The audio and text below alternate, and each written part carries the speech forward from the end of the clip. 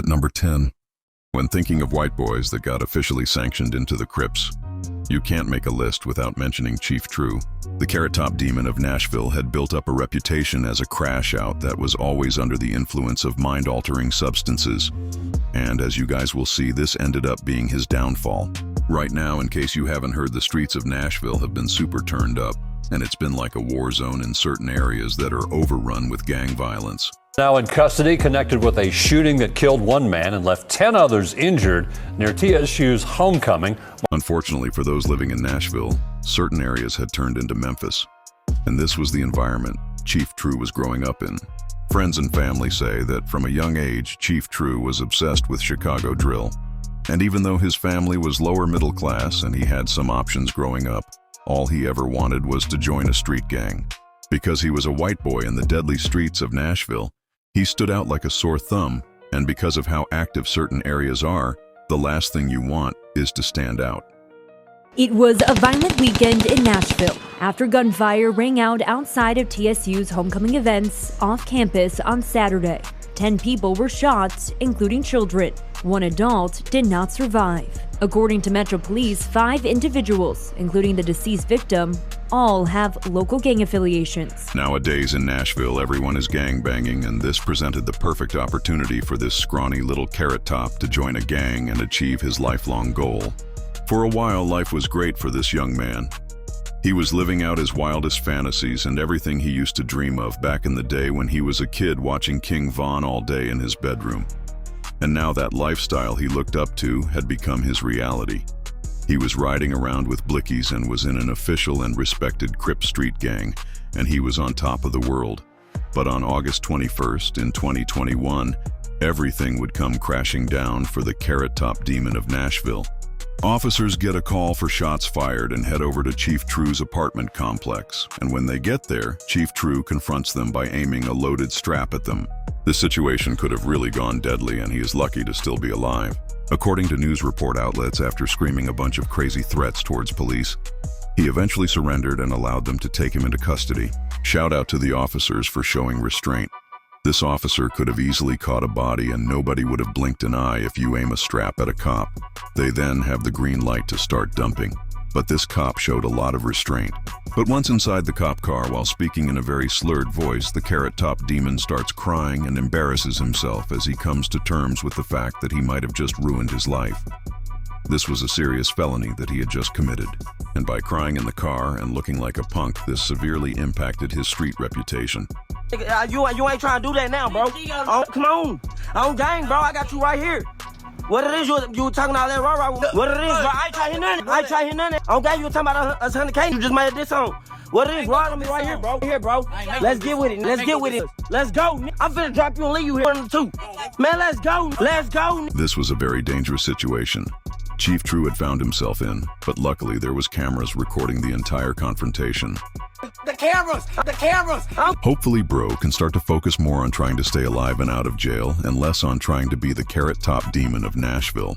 At number 9, we look at a high-ranking Caucasian Crip named Vince from Aurora, Colorado, standing on business and asking a blood who tried checking him for a fade. I'm gonna keep it G real. I don't you cause you disrespecting me. You disrespect my hood by telling me take off my flag, asking how gangster I was. A couple days prior, the blood had rolled up on Vince, disrespected him, and told him to drop his flag.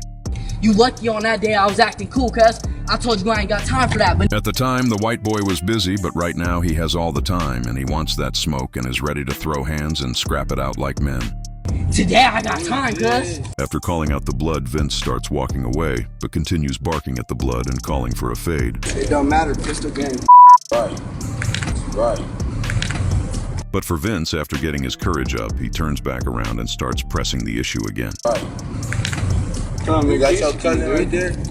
But nigga came up on me on some fun. I don't make peace when I come up on me on some disrespectful shit when I didn't even know you. You walked up on me and set down your beer like, what's up, how gangster are you, cuz? Huh? How gangster are you? In the background, you can see his buddy anxiously holding a pie of pizza that is starting to get cold, while he waits for these fools to stop bickering so they can all feast on some crispy pepperoni slices while it's still warm.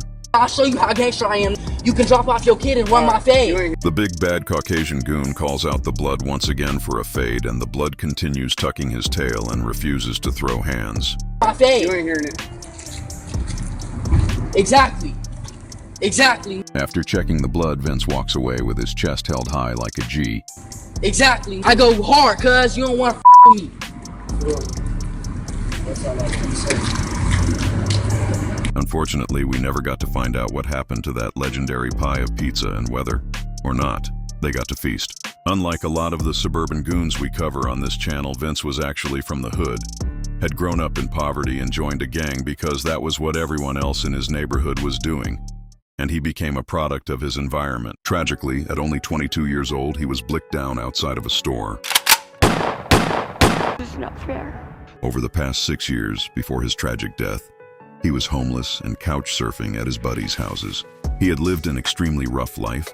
His mom had severe substance abuse issues and his father wasn't around, which is why he turned to the streets for that family structure and love young men so desperately crave. I was an alcoholic. Linnea lives in a motel in Aurora after years of homelessness too. I mean, I got sober so that I could be better for him. There was a shooting at 2:30 a.m. and my son's body was found at 10 a.m. When it comes to the streets, this is a side that the media doesn't show, and a sad reality that thousands of families are dealing with. As people become more and more obsessed with their phones, they start to lack empathy. And in a disgusting display of human behavior, thousands of people, much more focused on their phones and social media, drive past Vince as he fights for his life and eventually passes away on the side of the road. It took literally almost 8 hours until one decent human being decided to call the police and inform them about what happened. So he laid there for almost 8 hours with people driving by. Worst feeling ever. Not knowing if he laid there, if the cops could have saved him, if somebody had called. Unlike a lot of moms in this situation, Vince's mom made no excuses for his shortcomings and fully acknowledged the behaviors her son was engaging in that put him at risk of something like this happening. I would never say my son was an angel or a saint. Never. It's not okay, and it's definitely not okay to leave somebody dying on the street. Police investigating this crime have no leads because everyone is refusing to talk. And they don't want to talk. This was his bed where he would sleep, and it was always made up for him. It still is. If it lived in a house with a white picket fence, it would be different. I just want to know who did this and why. And this is the sad reality of gangbanging. And while the media loves to promote it, the truth is it is destroying communities. And more people need to try and make it look goofy instead of cool. If you grew up in the streets and have deep family gang ties, I can sympathize with you and understand why you might want to join a gang for protection. But if you grew up in the suburbs to a good family, and then fall in love with drill music and gang culture because you think it's cool after listening to King Von and watching podcasts like No Jumper, and despite being a Caucasian goober, you end up somehow actually joining a real gang, then you deserve to be laughed at and clowned because you're not from that life, and it shows. At number 8. This next incident takes place in a vicious suburban hood where strapped-up suburban goons are posted up all throughout the area. Alright, so we're just driving right now, and I honked the horn at these kids, and they got super butthurt. We're gonna do it again. Nice hair! Hey, pull over. You want me to pull over? Will you pay my parking pass if I pull over? When a young man driving through a deadly suburban hood accidentally runs into a high-ranking suburban gang member with a bird's nest on his head, things quickly go left and almost end in tragedy. Okay, why do people get so mad at the smallest things? Like, I honked at them, and they're like, shut your ass up. Yeah, I just said I liked her hair. This man unfortunately has no idea who he's playing with. That young stepper with the long hair is Chief Bird's Nest, who was a general in the East Coast suburban Crips. Over the years, he's been terrorizing the burbs and is rumored to be involved in the hit that created the Chad Pack that all the suburban Crips are puffing on. If you're going to try to drive through this suburban hood, like it or not, you're going to have to check in with General Bird's Nest. Nothing ever gets past him. As General Bird's Nest flashes a crip sign, things are about to escalate and take a potentially deadly turn.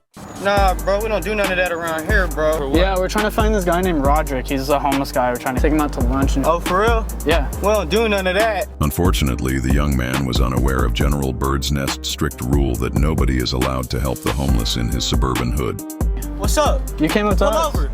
You was talking shit. What's up, I'm at a red light. What's up, dude? Are you serious? Don't get scared, nigga. Why would I be scared of You you? get slapped on your YouTube channel, nigga. Assault charge.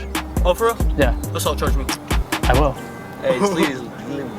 What is that though? Is that lean or what? Nah, it's not lean. Okay. Bro, they really pulled a gun out, dude. Are you kidding me? Wait. A gun out of his fanny pack. The law-abiding citizen luckily made it out the situation with his life. But this is another prime example of why you can never lack when driving through suburban hoods. According to legend, General Bird's Nest was hiding another 2 choppers and a blicky with a switch in his hair. So one wrong move and this young man would have ended up a pack in the back of his Swisher, just like the Chad pack he was rumored to be responsible for. At number 7, this next Caucasian crip is guaranteed to surprise a lot of you. As the world continues to change, white bloods and crips are becoming increasingly common, especially in places like California. In this next video, we look at the newest white goon to officially join a black street gang. In this next clip, you're going to see a neighborhood white crip crash out on some bloods and wave around a strap, all while recording himself for the police on Instagram Live. Ain't gonna fantasy, I said neighborhood. Over here, man. Where y'all at? Instead of going to college, getting a job, or doing something productive with his life, this middle-aged man decided he wanted to be a goon. So now he's posted up on the block, waving around his strap and acting like a 15-year-old living in Chicago. Don't hang out cuz on horizontal. He then goes on to complain how the other Crips aren't hanging out with him as much. And the lack of Crips wanting to hang out with him seems to be a big issue in his life. And he constantly brings it up throughout the live stream. Don't hang out cuz on horizontal. Solo dolo, 10-4 we go though. Let's go up in this bit. Make bud. It might be time for this man to read a dictionary and learn some new vocabulary. Can someone count how many times he says on hood or neighborhood throughout the video this man lives and breeds the Crips, and his feelings are really hurt that nobody wants to hang out with him? You know? Tell blood, I said, tell blood, you know? Tell blood. Slide back with a passion, you know? Hey, bud, I'm out here. I ain't even trying to buy nothing. I'm just out here cutting bush. I don't hood, you nigga fuck with me. I don't hood. Tell him Young Dirt can't throw, cuz, you know? After saying on hood what felt like 1,000,000 times, this middle-aged goon then decides to whip out his blick and show it off for the 10 followers watching him on live. What would you guys do if your daughter brought home this scholar? I don't hood. Let's go up in. I don't hood. Make bud. I don't hood. You. I don't hood. Make bud. At number 6, we look at the newest Caucasian with a face tat to get officially jumped sanctioned and put onto a black street gang. Woo. Yeah. Woo. W-U. How was it growing up, not being black, but growing up with blacks and chilling with blacks? Hard, but I always grew up around blacks, you know, so that's just how I was brought up. Right. So I grew up on D Street and out here. So I've been at this park since I was 2. I've been at the skate park. This Caucasian stepper somehow went from the skate parks to joining an infamous California gang with a bunch of respect across the state. I been knew his little cousin, so when I just been thugging. I always been doing. I grew up poor. When I grew up the way I grew up, so that's just how it was. Rough. So I always been. Yeah, I really ain't had no choice, but. As a young Caucasian living in America, you definitely had other choices than to join a black street gang. When I came out here, I just found a different type of love, you know? This is the suburban misfit dream for every white boy across America sitting in their room listening to King Von. All day, there is hope that you too can join an official street gang. All you'll need is a face tat and you should be good to go. It was just all gang, you know? So that's just how it rolled through like that, but. Treacherous, the homies done died right here by the time I was 17. In order to prove how gangster they are, suburban goons love showing the exact location where one of their friends passed away. My homies was gone, you know? Right. Most of the homies was locked up or dead, you know, so He says all of that like it's somehow a badge of honor, when in reality it's really quite sad what's happening in some of these neglected low-income areas. I was 17, all my homies was gone, you know? Right. Most of the homies was locked up or dead, you know, so This one right here, this was the homie BT house. BT? Yep, and Lisa, that was the homie D house. This was, I forgot who house this was, but the homie robbed it. I forgot who else it was. May all these young men who lost their life way too early rest in peace. I forgot who house this was, but the homie robbed it. I forgot who else it was. You have a lot of memories right here. Yeah, this was this was Alki house right here. This being a million Thompson house. They changed all. They had these rocks. He lived right here. That was like really the only gentleman. That was family. This where everything I did put-ons right here. You feel me? Take a good hard look at the white boy's face as soon as they mention a put-on. At number 5. Up next, we see what goes down when a white crip pulls up to West Oakland thinking it's sweet. Crazy white guy in Oakland.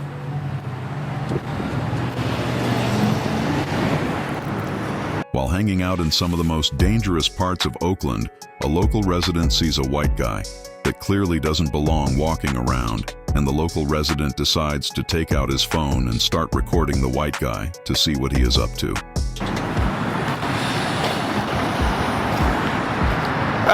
Hey, you! Hey, what are you doing? What's up with you, man? What you doing out here, man? You know this West Oakland, man. Oh, yeah. My name's Block 9. I just moved up here from LA. The white guy who just moved to Oakland from Los Angeles looks identical to the legendary Caucasian gangbanger Milk 74. Yeah, you feel me? Let's represent my... Block 9, huh? Yeah, I got my folks out here from West Oakland. Imagine how few brain cells you must have to wear a chain like this and think it looks cool. They my folks, they stay up the block. That's what's up? Yeah. What's your name, folks?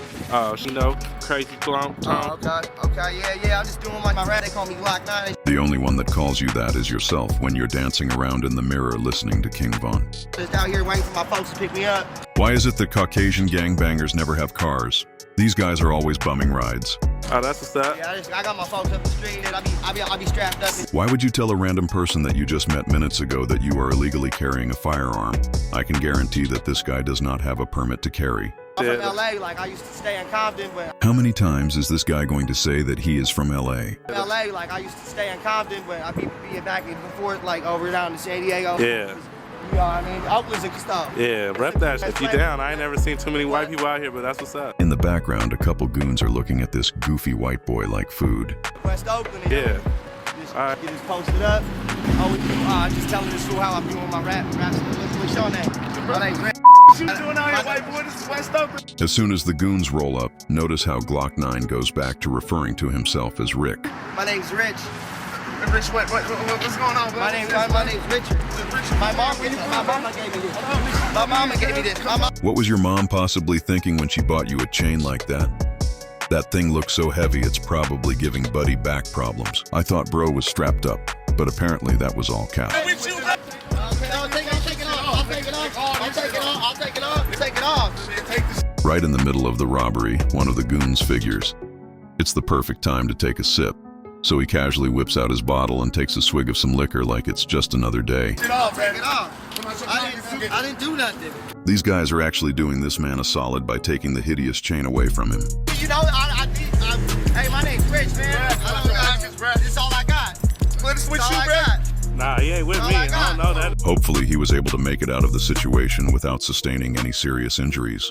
At number 4, we look at an officially sanctioned and highly respected white rolling 60s crip from Virginia, who goes by the name Little Activation.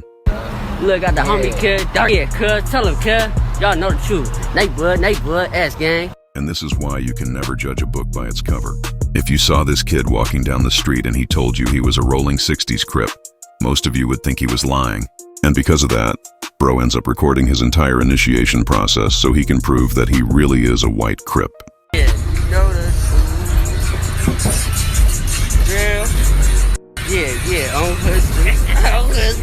He records himself to show off that he is the only white boy that was invited to the hood barbecue.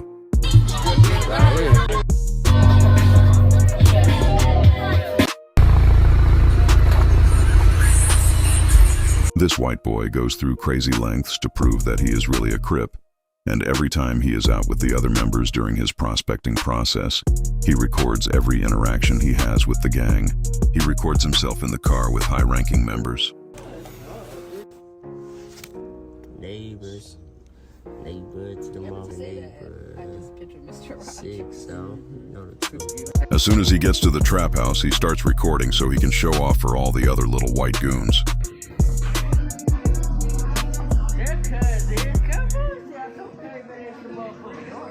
In this interaction, you can see Little Activation.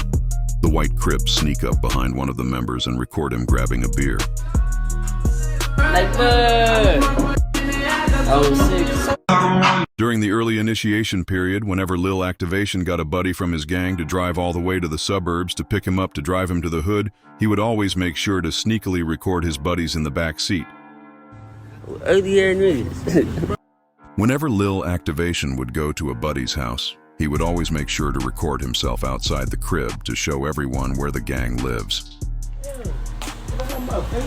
It's crazy how much the world is changing and how much more diversity there is. He then shows off another white boy goon with a bowl cut that's prospecting for the rolling 60s Crips. You been trying to walk with me, but you can't step in my zone. Bro, man. Of course, he is drinking the Suburban goon drink of Choice Mike's Hard Lemonade. Step in my zone. Bro, man.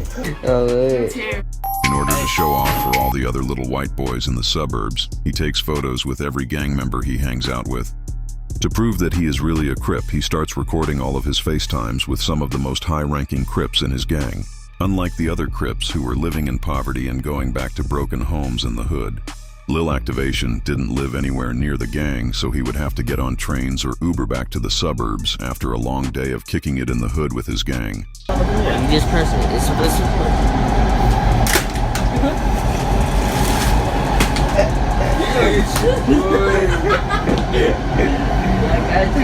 Once Lil Activation would return to the burbs, he would go back to being Anthony Witt, which is a really good loving kid that's lost in the world and just wants validation and friends. After his mom would turn off his nightlight, give him a kiss and tuck him into bed, his inner goon would come out, and on multiple occasions he went on Instagram Live to crash out and wave around his strap. At number 3, unlike most Caucasian rappers out there playing gangster, this next rapper, who goes by the name Ginn Lee, really is from the streets and had an incredibly difficult upbringing, which is why he acts the way that he does. While Ginn Lee was coming of age in some of the roughest parts of Dallas, his father was nowhere to be found. Not in any meaningful way, at least, and when he was around, he only brought chaos and trauma. By all accounts, Ginn Lee's father was the kind of man who chose money, power, and control over his own blood. Instead of stepping up to support his son and the woman who brought him into this world, he dipped, leaving them broken, and trying to survive in the trenches. Ginn Lee's mom had to raise him on her own while battling poverty and pain in a neighborhood filled with violence, addiction, and struggle. Meanwhile, his father was out living a double life, quietly becoming a millionaire and building a successful club empire in Dallas nightlife. The same man who had left his family behind in the hood was now profiting off bottle service and VIP sections, acting like he didn't have a son out there growing up with nothing. But the story goes even darker. In a rare and emotional moment, Ginn Lee once revealed that his father actually tried to kill both him and his mother. That's not some metaphor or exaggeration. That's how toxic and dangerous their relationship had become. In a legendary interview posted to Texas Buzz, he goes in depth about the crazy situation involving his father. Oh, your daddy's a millionaire, all of this. Man, I'm gonna bring my mama on one of these interviews, man. I'm not even gonna talk about this man no more. He don't deserve nothing. My biological father he don't get nothing from me. My daddy might be a millionaire. I ain't talked to him in 3 years. My grandpa, I talk to him every other years. You know that, bro? My dad trying to kill me in my mama's stomach man, come on, bro. It's deeper than just, your daddy's Nah, bro. It's real life. It ain't all just, fairy tales. Ginn Lee's relationship with his father is one of the darkest and most controversial chapters of his life story. One that shaped the man he became and the pain he still carries. While Rainwater and others have made headlines claiming that Ginn Lee's father is a wealthy, successful club owner in Dallas, the truth is much uglier than the surface-level rumors suggest. Growing up, Ginn Lee didn't live in luxury. He didn't have access to money, guidance, or stability. Instead, he was raised by a single mother who struggled to keep a roof over their heads, while his father was out living lavishly, raking in millions from his thriving nightclub business. Ginn and his mom were left behind to suffer in the trenches of the hood, broke, forgotten, and surrounded by violence, addiction, and despair. Without a real father figure to guide him, Ginn Lee did what so many young men in America are forced to do. He went looking for one in the streets. The older dudes in the neighborhood, the gang members, the street legends, they became his role models. They were the ones who gave him attention, who showed him how to move, who taught him what it meant to survive. And in the absence of love and support at home, those street ties felt like family. But that kind of loyalty comes with a price. And for Ginn Lee, that price was blood, pain, and a lifetime of navigating a world that never offered him peace, only war. His story isn't just about a rapper on the rise. It's about a young man betrayed by his own blood, forced to carve out a name for himself in a world that tried to erase him before he even got started. And because of the rough upbringing that he has had, he has been able to leverage that into motivation. And bro has been blowing up, but unfortunately, he has had a lot of controversy and backlash. The controversy that put Ginn Lee in headlines started with a single word, one he never shied away from. In early interviews, Ginn openly used the N-word while talking, rapping, and storytelling.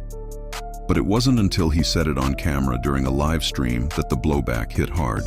A viral video shows him being confronted by 607 Unk, a respected older black figure who demanded Ginn explain himself. I'm fighting for the word that people used to say back in the day. No, I ain't saying like I'm saying, like, you know how... Like, it's just like... people don't want you saying the period. Right. And you grew up saying it. Just but like, it's people like out of 22 that want to say it and can't say it. This wasn't just disrespect, this was defiance. Some fans from the streets defended him, saying he had the pass from his hood. Others weren't having it. The clip started circulating on Instagram pages like Say Cheese and No Jumper Daily, and the backlash was immediate. Ginn refused to apologize. He doubled down in later interviews. This marked a turning point. Ginn Lee wasn't just some Dallas rapper. He was now a public target in conversations about race, authenticity, and culture appropriation. In the months following the N-word controversy, Ginn's name stayed in the streets, and not for music. A video surfaced showing a violent stabbing inside a jewelry mall.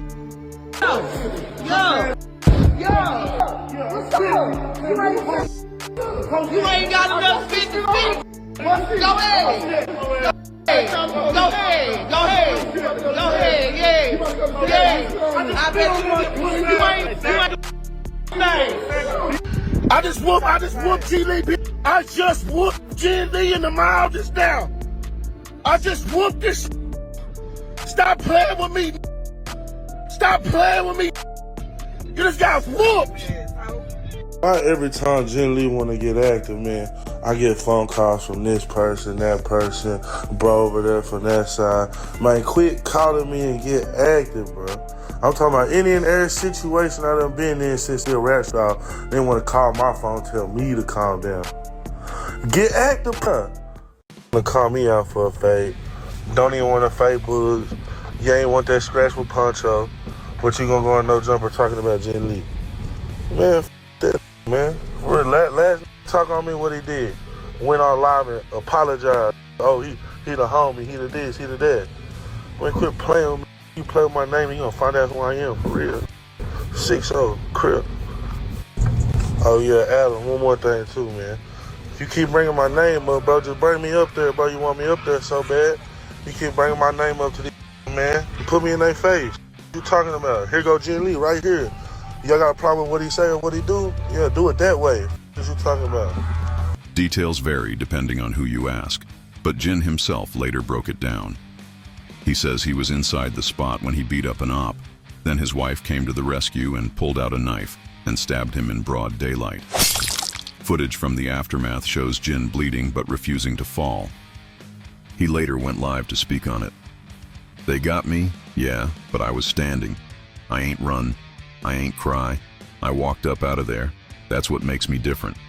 Internet trolls tried to clown him, saying he got caught lacking. But for many fans, it proved his stripes. He wasn't hiding. He wasn't ducking smoke. He took a knife and kept moving. Unfortunately, not long after the first situation went down, another one popped off between FDA and Ginn Lee. Their beef started online. FDA accused Ginn Lee of being a poser, a fake white crip using the internet to build fame off the culture. Ginn clapped back instantly, calling FDA a hater who could never walk where I walk. But then it turned real. The two ran into each other. This big old country goon should avoid the mall. I know the food hits different there and he keeps getting in squabbles every time he goes. And the most recent time he went, he got sprayed up with some mace after trying to scrap FDA. That man ain't want to fight, Ginn said later. He came with pepper spray. That should tell you everything. Ginn was seen stumbling back, wiping his eyes, screaming as his crew pulled him out of the situation. That moment became one of the most watched Dallas altercations of the year. It wasn't just beef, it was humiliation caught on tape. And Ginn knew it. Instead of hiding, he owned the L and called FDA soft for not throwing hands.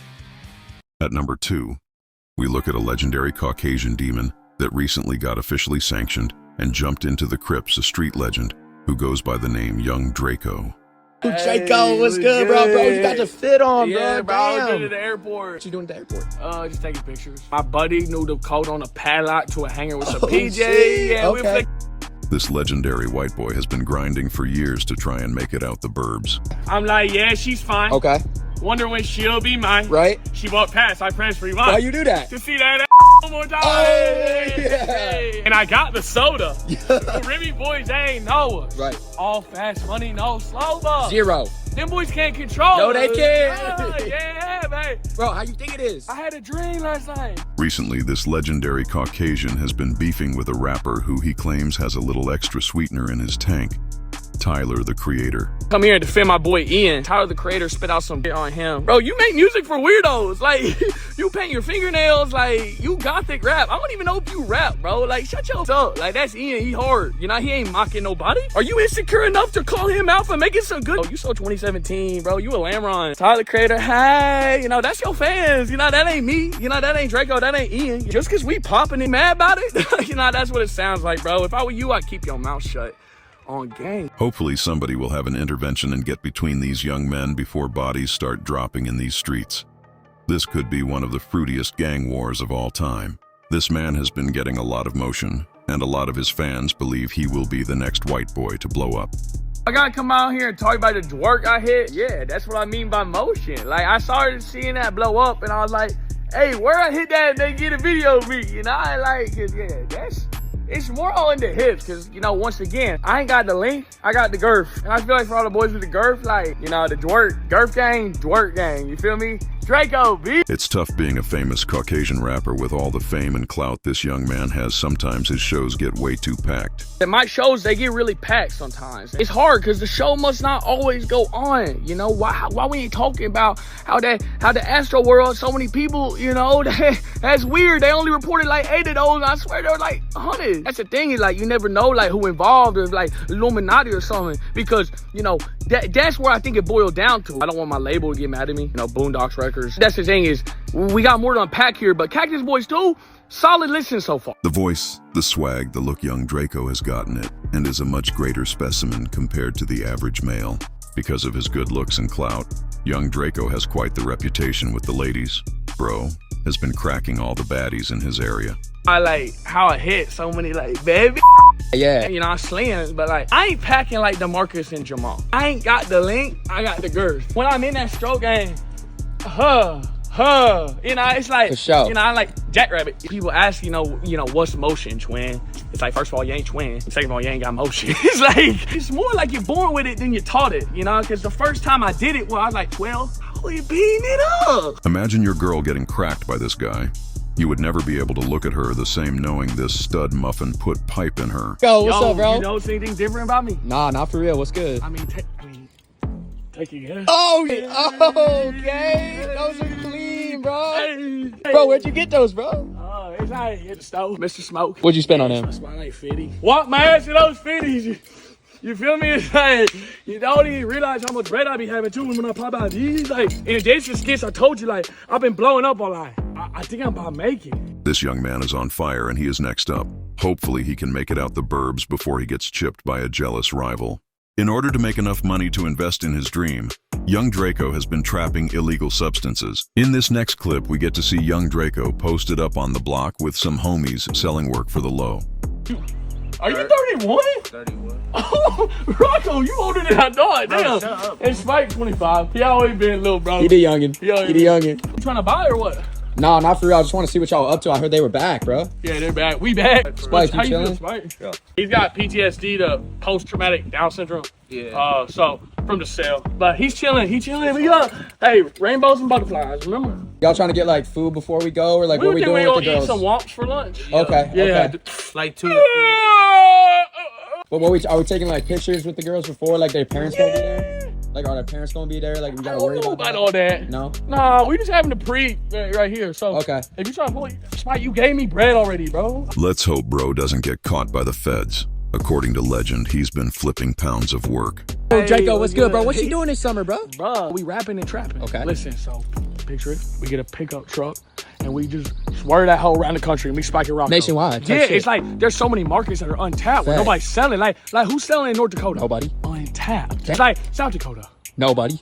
Untapped. Bro, let me get in this business plan, no, bro. I got you, bro. I can start you like 10 an hour. Okay. But I gotta approve it with the council of Spike and Rock. At number 1, we look at a legendary white crip from the rolling 60s Crips that goes by the street name Danger. Instead of going to work, the young man loves nothing more than to sit around in his car all day throwing up gang signs. And when he is not brushing his hair or throwing up gang signs, you'll catch him recording his buddies throwing up gang signs so he can prove to the world he really is a white rolling 60s Crip. Check out the young stepper in his element, hanging out in the hood, drinking Red Bulls and throwing up C's. I'm from hood. Yeah, I'm hood. How long do you guys think he had to practice in the mirror in order to learn how to do a behind-the-back C that was very impressive? His hands have a mind of their own after years of sitting in the back seat of cars all day and throwing up gang signs. His hands are on autopilot, and if you ever are blessed enough to have this legendary crip in the back seat of your car, expect a whole lot of gang signs. It's like speaking sign language. Life as a white crip with long hair can be very exciting, and here the young man records himself with all the homies at his local gas station. A couple of his boys really want some powdered donuts, and they start flashing them in front of the camera, with the hopes the white crip will buy a couple packs so they can all feast. When the white crip isn't running to the store buying donuts for the homies or sitting around in his car for hours on end, practicing gang signs, he is known to crash out while recording himself on Instagram Live. In order to prove to all the other white goons that he really is who he says he is, he posts a video of what he believes is an undercover cop lurking outside of his house. In the video, you can see a car lurking in the background and a tree with 60s spray painted across it. Which, if you're trying to stay low-key and off the radar of police, spray painting the name of your gang on a tree right outside your house where police are investigating probably isn't the best idea. Eventually he gets arrested for an unknown reason, and then right afterwards he goes straight to the internet to show off his new mug shots. He then goes straight to the internet to start flexing and showing off his paperwork. For regular people, an arrest is traumatizing, embarrassing, and something you desperately want to forget. But for a young Caucasian goon, getting arrested is a badge of honor and a way to show off for all the other white boys living in the burbs. The long-haired crip then gets placed on house arrest and starts showing off his ankle monitor as if that's somehow a flex. For whatever reason, this white boy wants nothing more in life than to prove to his followers on YouTube and Instagram that he really is a crip, and he starts recording every interaction he has with the gang. While FaceTiming with high-ranking members, the white boy starts sneakily recording them and then posting the videos to his YouTube channel. In the middle of the live, one of his boys starts showing off his crossbow that he used when he caught a white-tailed deer lacking the other weekend. The white boy records so much it's like he is filming a documentary. The man never misses an opportunity to record members in his gang. Here you can see our favorite long-haired white crip and another young white stepper with a peanut head posted up in a trap house in the hood. Let me know if we should go more in depth and cover the peanut demon in another video. The white stepper is a generous young man and decides to buy a bunch of bottles for the squad so they can all turn up and enjoy a night out. And then in true white boy fashion, he has to record and show off that he is the only white boy at a barbecue in the hood. For white goons, this is the ultimate badge of honor and something they spend years working towards. The white boy is so fixated on proving that he is really a crip that he can't just enjoy a drink with the homie on the porch. Instead, he has to sneakily record him and then upload the video to his Instagram later in the day. Shortly after, the young scholar goes on his Instagram and preaches some of the most inspiring statements in the last decade. Hey man, I'm on the back of the hood on hood, on 60 crip, on rolling gang, on rolling 60. Hey, bring the mamas out on hood. Any of the mamas looking for a baby daddy on hood, roll it out on hood. This guy is really quite the catch. So for any of you baby mamas looking for a baby daddy to step up to the plate work, a 9-to-5 job and set a good example for your kids, this man is a prime candidate to fill that role. And here is where the crash out happens. Hood, roll it out on hood. on hood, on rolling 60.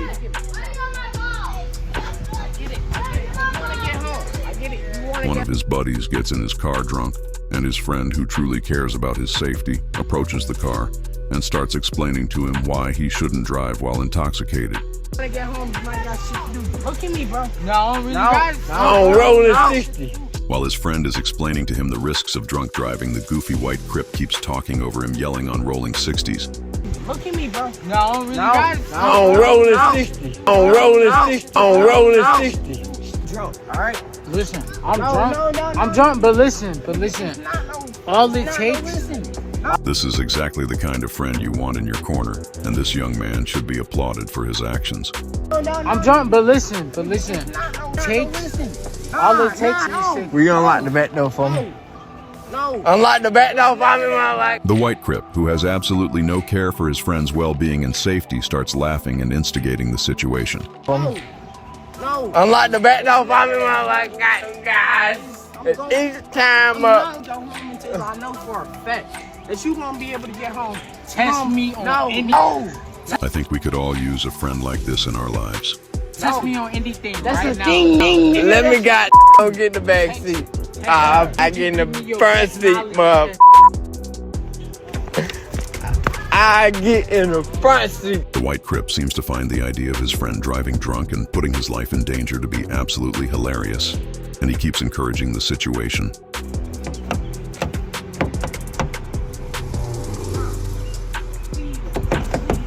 Give me the best knowledge. The white crip will not stop trying to open the door of the car with the hopes that he can get his friend to drive. Test me on anything. No, not text. How many of you guys thought he was going to have really long fingernails, be honest? Hey man, I really want to join the party, but hey man, I like dopamine up. The white crip seems to be 10 times more illiterate compared to everyone else in his gang, who all appear to be much more intelligent and well-spoken. I get in the front seat, mother. I get in the front seat. I get in the front seat, God. Man, I really want to join the party, but hey man, I like dopamine up. Suburban goons seem to have invented their own language. Dopamine up. Hey man, I like dopamine up. Why do you think he pretends like he's going to open the door and then never does? Is this perhaps a manipulation tactic to get his friend to drive? I want to sit in the front seat. That's clearly a lie. It's obvious you're not trying to open the door and get in, you're just playing with the car door handle. The most evil thing about this is that somehow even you know better than to get in the car with him, which makes it even worse that you keep pushing him to drive. I want to sit in the front seat. I want to sit in the front seat. He won't stop undermining the situation. Listen to me, bro. I want to sit in the front seat.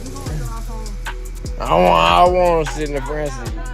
Which way you want me to go? I'll go with you. Baby bottle, ain't no song about, yeah, baby bottle, baby bottle, yeah, baby bottle. I absolutely love this guy's accent. Song about, yeah, baby bottle, baby bottle. I don't want to. Listen to me.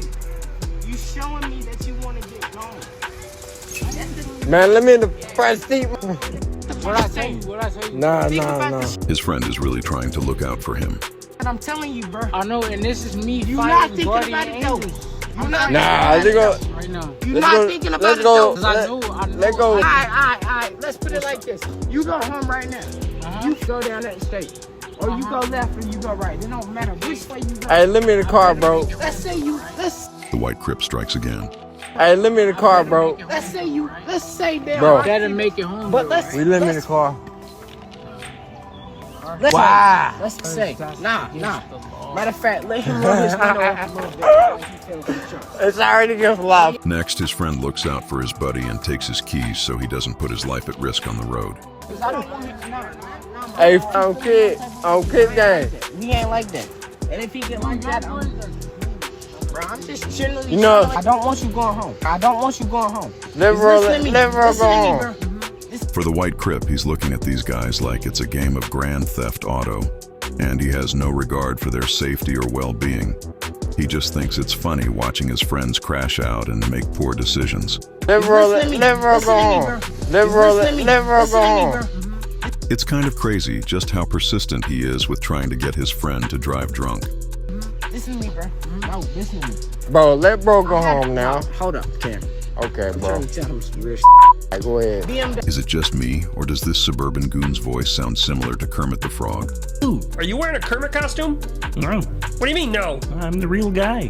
Alright, ain't you said? Same. I said, nah, I'm good. Nah, I'm this. Nah, I'm that. Man, we in the middle of the neighborhood with on kid, on rolling this. Hey, hold on, cuz, on crip. Call on. Hey. Man, they too young for me, I guess.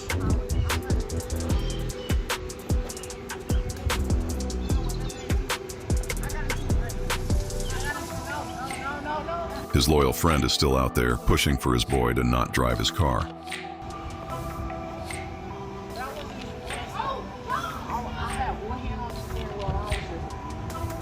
Hold him.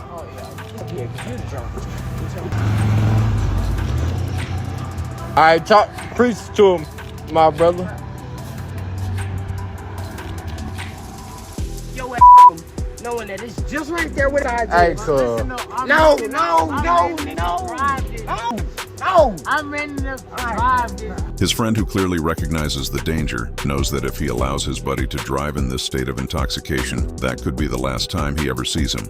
For the white crip who clearly didn't grow up in this neighborhood, he just looks at these guys like video game characters and entertainment. All the way home. He said, God. I can drive that. I gotta make it back to the crib so I can get, you know what I'm saying? I know you can drive. Come take a shot with us, man. You hear me? Why would you encourage your friend to take another shot unless you really have no care for his well-being? Come take a shot with us, man. You hear me? Come on. That's what I need to do. I need to shake that. Yeah, come on. Come take a shot with us. You feel me? This guy is really showing his true colors. Why are you pushing so hard for your friend's downfall for your own personal entertainment purposes? Come on, come take a shot with us. You feel me? Hey, man, come give us the damn key back. He then goes to get the keys back from the responsible young man that took them away to protect his friend. Hey, man, come give us the damn key back. I told you I was staying till 1. It don't matter. It don't matter at this point. It matters about the consequences. You feel me? Hey, look. Neighborhood. Come on. Consequences not gonna happen. Come on. I see that motherfucker stole the key from him. I ain't gonna lie though, fam. He done stole the key from him. These are the kinds of people you guys need to watch out for. While they might act one way to your face deep down there, preying on your downfall and waiting for you to be in a compromised situation so they can strike. Matter of fact, he right. Hey man, I'm on the back of the hood on hood, on 60 crip, on rolling gang, on rolling 60. Hey, bring the mamas out on hood. Unfortunately, despite his responsible and loyal friend doing literally everything he possibly can, the white crip comes out on top and his friend drives home in a compromised state of mind. We love you, bro. I can drive, you know what I'm telling love you, bro. Watch this. Put this on. Go ahead, I got you. I got you, my boy. Get that. As the white crip laughs as his friend leaves without him in the car. I realized when looking back at the video that he never had any intentions of getting in the car and was just pretending to do so earlier to further push his friend into driving intoxicated. Get that shit. Get that, my boy. As the white crip laughs for joy, you can see his friend is visibly upset and stressed out over the situation. Hey, come on through this block.